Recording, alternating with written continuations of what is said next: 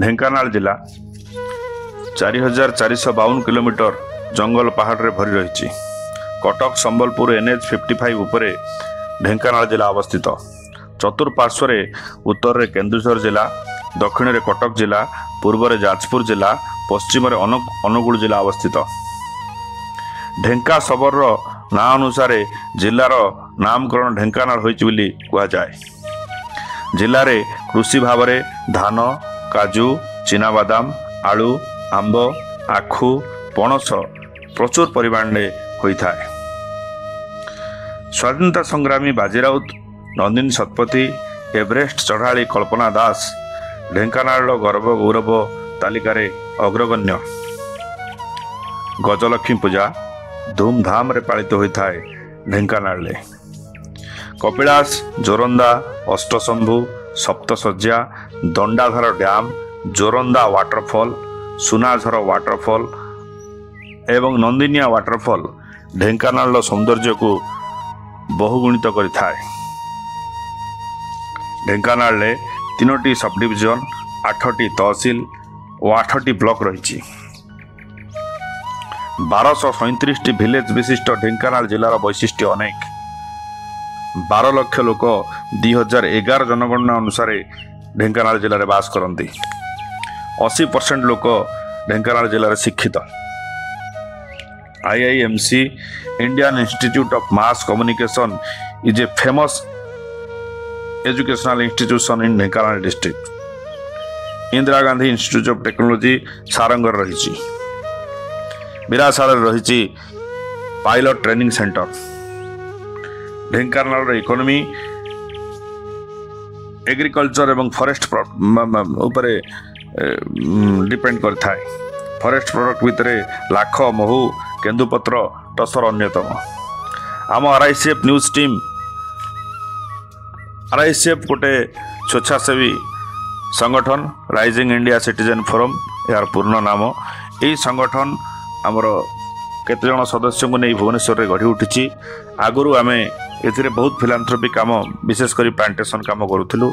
ए वर्ष आम गोटे RICF न्यूज चैनल खोलू एवं प्रत्येक आमर कार्यक्रम को जनसाधारण आगे रखी बोली आम मनस्थ कलु एवं मनस्थ करी आम RICF गोटे न्यूज चैनल खोलु जोटा कि केवल आम रखिलु जोटा कि मौलिक सुविधार वंचित ओडिशार जोटि निष्पेषित अवहेलित लोक रोचंती से जगह को पहुँचबू एवं सेमानकर जीवन जीविका आपण मानकु देखैबू। एई पर्यायर बेलडुंगुरी मयूरभंजर बेलडुंगुरी हो आपणकर दशपल्लार सानकुरीबारी हो आपणकर गजपति जिलार गुमा हो ये सब अंचल कभर कर सारा परे आज आमर गस्त थिला कंकड़ाहाड़ ब्लॉक।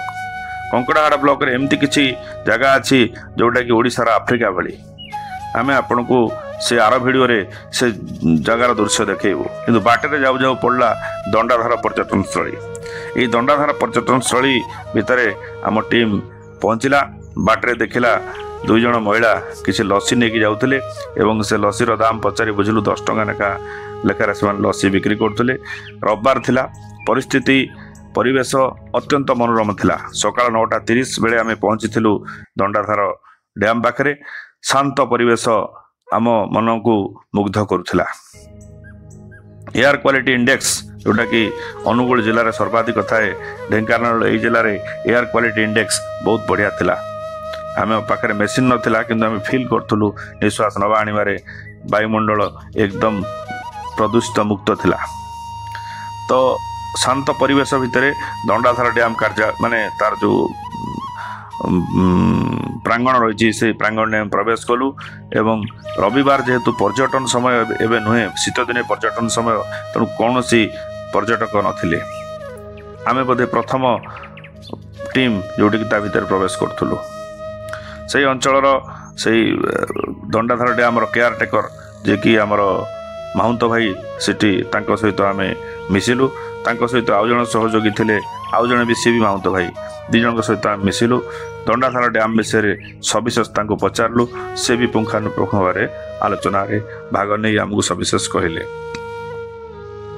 कंस्ट्रक्शन काम भितर पूरा होता चाकचक्य होता रंग बेरंग सजा होता एवं बोर्ड टी देखिलु से महंत भाई कहवा अनुसार पूर्वतन सरकार रे ଏସବୁ କାମ କରାଯାଇଥିଲା ଏବଂ ଏହି ସରକାରରେ ଉପମୁଖ୍ୟମନ୍ତ୍ରୀ ଆମର ପ୍ରଭାତୀ ପରିଡ଼ା ମ୍ୟାଡ଼ାମଙ୍କର କର କମଳରେ ସେଇଟା ଉଦ୍ଘାଟିତ ହୋଇଛି। ୟା ସହିତ ଜିଲ୍ଲାର MP ରୁଦ୍ର ନାରାୟଣ ପାଣି ଏବଂ ସେ ଅଞ୍ଚଳର ବିଧାୟକ ବିଭୂତି ପ୍ରଧାନ ମହୋଦୟ ଉପସ୍ଥିତ ରହିଥିଲେ ଏବଂ କଲେକ୍ଟର ମହୋଦୟ ଉପସ୍ଥିତ ରହିକି ସେ ତାର ଉଦ୍ଘାଟନ କରିଥିଲେ। ये जो कंस्ट्रक्शन नुआ वर्क बढ़िया कंस्ट्रक्शन काम होइछि रंग बेरंगर काम रास्ता भितर गोटे जगार देखिलु भोजीस्थल को जाऊ जाऊ दी पटे जो गछ देखिलु से गछ गुड़ा कौन बटल समथिंग तार ना मन पड़ुनी किंतु से गछ गुड़िक बहुत बढ़िया थिला।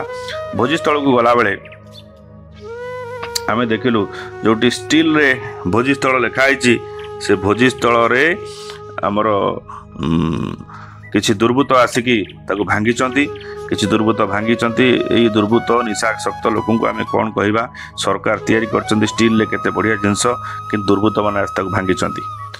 तापरे आमे भितर को चाललु भितर को जाऊ जाऊ देखिलु आमर मुंड आवरी माने गरम हे गला काहे कि ना सरकार केते सुंदर जिंस आमरी पैसा रे लोक मानक उपभोग पई तयारी करचंती। फैन लगे देइचंती लाइट लगे देइचंती से जो कटेज गुड़ाक अच्छी से कटेज मूल्य होची 600 टंका देले आपण से कटेज को भड़ा नहीं पारिबे। ब्लॉक रो एबीडीओ को कांटेक्ट करिवे से आपण को चालान काटिबे रसीद काटिबे आपण से कटेज नहीं कि आपण फैमिली सहित माइंड फ्री करिकी भोजी करिकी दंडदान डैम कैंपस रे आसीबे। तो ये सुंदर व्यवस्था भितर फैन लाइट लगी किंतु दुर्बृत्त मैंने आसिक से फैन लाइट माने फैन झुलुची लाइट एवं लाइटर तार को चोरी कर नहीं जाती। निशासक्त देशद्रोही विकृत मानसिकतार युवक मान जो आम राष्ट्र निम्नगामी हम ना नहीं। तेणु मूर्ख जो समाज रहिले से समाज तलू को जीव आज्ञा। तेणु आम सभ्य समाजर कर्तव्य मूर्ख कहीं न रुहतु समस्त को बाट को आने आम समस्त चेष्टा करवा। देखो आमरी पैसा केटे सुंदर भाव में सरकार ताकू तैयारी करछि। सरकार सब जगह तो सिक्यूरीटी गार्ड नहीं बसबनी। तेणु दुर्बृत्त चोर कंट मद्यप जो गाड़ी देले भी एमान को कम हम एमाने सबू कटेजर इलेक्ट्रिकल वायर गुड़ा को चोरी करचंती से बॉल गुड़ा को चोरी करचंती एवं सबू कटेजर इलेक्ट्रिकल सिस्टम को डिफंक्ट करचंती। ये दुर्बृत्त माने ये माउंट भाई जे केयर टेकर उच्च टेकर थे कहले से तो निशासक्त अवस्था बहुत सब आसवे मुझे अच्छी कौन बा करी आम हेल्पलेस। तेणु अभद्र लोक केते पुलिस दे आम जगिबा। ओडिशार लोक संख्या 4.5 कोटी पुलिस संख्या 40,000 आम केते पुलिस ठिया करवा।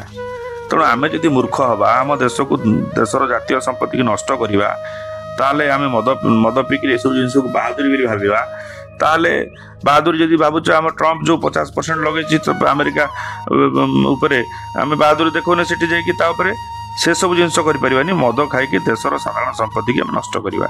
देखिक मुंड खराब लगे स्विच जिते मारे भी फैन चलु ना कहीं समस्त वायरिंग थिला किंतु तार आ बॉल चोरी जाता।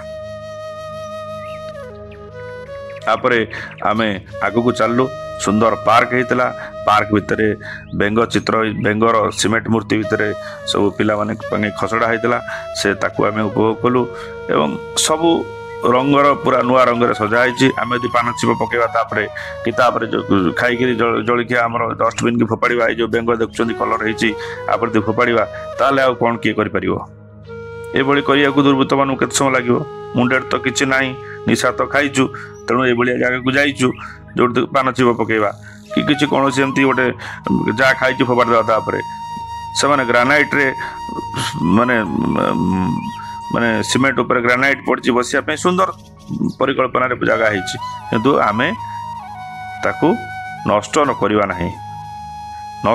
नहीं कारण से आमर संपत्ति यापर पानी डैम रे थिबा पानी शब्द कुलुकुलु शब्द आमको आकर्षित करथिला। आमे डैम पाकु जाइथिलु एवं डैम रे देखिलु 2टी गेट खोला रहिछि।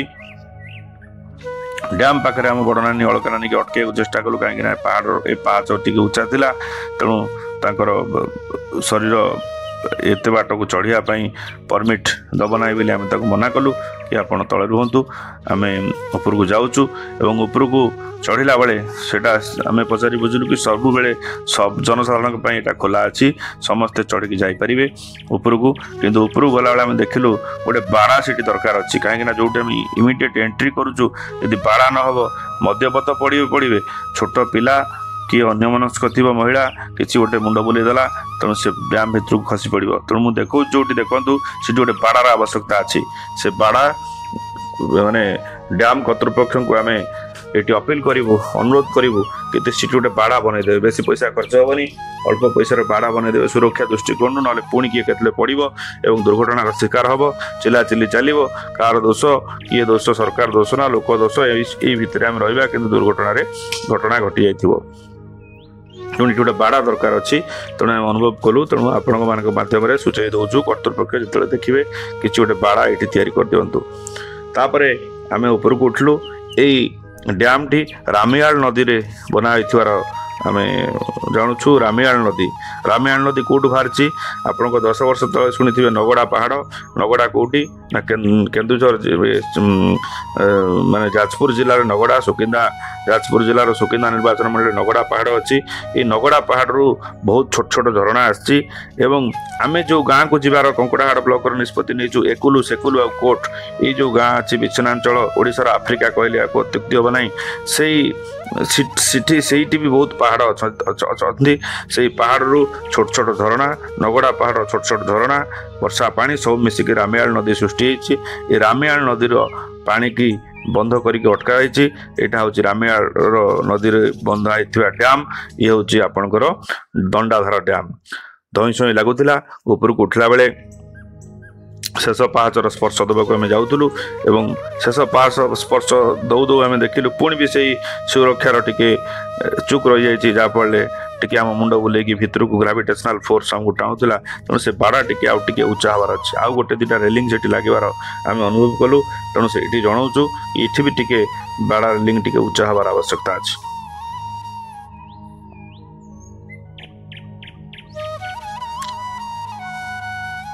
ଆଉ ଅଳ୍ପ ପାହାଚ ଚଢ଼ିଲା ପରେ ଆମେ ସେ ଉପର ସୁନ୍ଦର ଦୃଶ୍ୟକୁ ଉପଭୋଗ କରିପାରିବା। ବଡ଼ ମନମୁଗ୍ଧକର ଓ ସୁନ୍ଦର ଦୃଶ୍ୟ। ଏଇ ହେଉଛି ଦଣ୍ଡାଧାର ଡ୍ୟାମ୍ର ସୁନ୍ଦର ଦୃଶ୍ୟ। ପାଣି ୱାଟର ଲେବୁଲ ତଳେ ଅଛି, ସେଥିପାଇଁ ଦୁଇଟା ଗେଟ୍ ଖୋଲା ହେଇଛି, ବିପଦ ସଂକେତ ପାଣି ନାହିଁ ଏବଂ ଚାରିକଡ଼େ ପାହାଡ଼, ମଝିରେ ହେଉଛି ଡ୍ୟାମ୍। ବଡ଼ ସୁନ୍ଦର ଲାଗୁଥିଲା। ଶଶୀ ଭାଇ 2 ହାତ ଟେକିକିରି ତାଙ୍କ ବ୍ଲଡ଼ ପ୍ରେସରକୁ ଫ୍ରି କରୁଥିବାର ଦେଖାଗଲା। ଏବଂ ସୁନ୍ଦର ଡ୍ୟାମ୍। ଯେଉଁ ପାହାଡ଼ ଦେଖାହେଉଛି, ଯେଉଁଠି କ୍ୟାମେରା ଜୁମ୍ ହେଉଛି, ସେଇ ପାହାଡ଼ଟି ହେଉଛି କେନ୍ଦୁଝର ଏବଂ ଢେଙ୍କାନାଳ ଜିଲ୍ଲାର ସେପାରେସନ୍ ପଏଣ୍ଟ। ମାନେ ସେ ପାହାଡ଼ର ସେପଟଟା ହେଉଛି କେନ୍ଦୁଝର, ପାହାଡ଼ ଏପଟଟା ହେଉଛି ଢେଙ୍କାନାଳ। ଦଣ୍ଡାଧାର ଡ୍ୟାମ୍ର ସୁନ୍ଦରତା ଆମ ସମସ୍ତଙ୍କ ମନକୁ ମୋହୁଥିଲା। ଆପଣମାନେ ଏହି ଫୁର୍ସତରେ ଦଣ୍ଡାଧାର ଡ୍ୟାମ୍କୁ ଆସନ୍ତୁ। ଓଡ଼ିଶାର ପର୍ଯ୍ୟଟନ ସ୍ଥଳୀର ବିକାଶ ହେଉ। ତାପରେ ଯେଉଁ 2 ଭାଇ ମାହୁନ୍ତ ଭାଇ ଯେ ୱାଚମ୍ୟାନ୍ ଏବଂ ତାଙ୍କ ସହଯୋଗୀ ଆମକୁ ସମ୍ପୂର୍ଣ୍ଣ ଦଣ୍ଡାଧାର ଡ୍ୟାମ୍ର ସବିଶେଷ ବୁଝେଇଲେ, ଉପଦ୍ରବୀଙ୍କର ଉପଦ୍ରବ ବିଷୟରେ ବୁଝେଇଲେ, ତାଙ୍କୁ ଆମ ତରଫରୁ RICF ଟିମ୍ ତରଫରୁ ଟିକେ ସମ୍ବର୍ଦ୍ଧିତ କରିବା ପାଇଁ, ଟିକେ ସମ୍ମାନ ଦେବା ପାଇଁ ଇଚ୍ଛା ହେଲା। ସେଥିପାଇଁ RICF ନ୍ୟୁଜ୍ ଟିମ୍ ତରଫରୁ ଆମର ସଭ୍ୟ ଦୀପ୍ତି ଭାଇ ଯିଏକି ତାଙ୍କୁ ନୂତନ ବସ୍ତ୍ର ଦେଇକି ସମ୍ମାନିତ କରୁଛନ୍ତି। ଖାଲି ବସ୍ତ୍ର ଦେଇକି ସମ୍ମାନିତ କରୁନାହାନ୍ତି, ଭଦ୍ରକରେ ପାଳୁଅ ଲଡ଼ୁ ଆଜ୍ଞା ଭାରି ପ୍ରସିଦ୍ଧ। ପାଳୁଅ ଲଡ଼ୁ ଗୋଟେ ଭଦ୍ରକରେ ଭାରି ପ୍ରସିଦ୍ଧ। ତେଣୁ ସେ ପାଳୁଅ ଲଡ଼ୁକୁ ଆମେ ବନେଇକି ନେଇକି ଯାଇଥିଲୁ ଏବଂ ତା ଦେହରୁ 2ଟା ଭାଇଙ୍କୁ ଯେତେବେଳେ ଖୋଇଲୁ, ଭାଇଙ୍କ ମୁହଁରେ ଆଉ ଟିକେ ହସ ଆସିଲା। ତାଙ୍କ ହସ ଦେଖି ଆମକୁ ଟିକେ ଭଲ ଲାଗିଲା। ନିଜେ ଦୀପ୍ତି ଭାଇ ତାଙ୍କୁ ଖୋଇ ଦେଉଛନ୍ତି ଏବଂ ଗୋଟିଏ ନାହିଁ 2ଟା ଦେଇକି ମାନେ ଗୋଟିଏ ମଜା ପରେ ଆଉ ଟିକେ ମଜା ନେବା ପାଇଁ ଉତ୍ସାହିତ କରୁଛନ୍ତି। ଆଉ ଶଶୀ ଭାଇ କିଛି ଜଳଖିଆ ମାହୁନ୍ତ ଭାଇଙ୍କ ପାଇଁ ହାତରେ ବଢ଼େଇ ଦେଉଛନ୍ତି, କାରଣ ଗ୍ରହଣର ଦିନ ଥିଲା ତ, ସେଥିପାଇଁ ଆପଣମାନଙ୍କୁ କେମିତି ଲାଗିଲା ଭିଡ଼ିଓଟି କମେଣ୍ଟରେ ଜଣାଇବେ ଏବଂ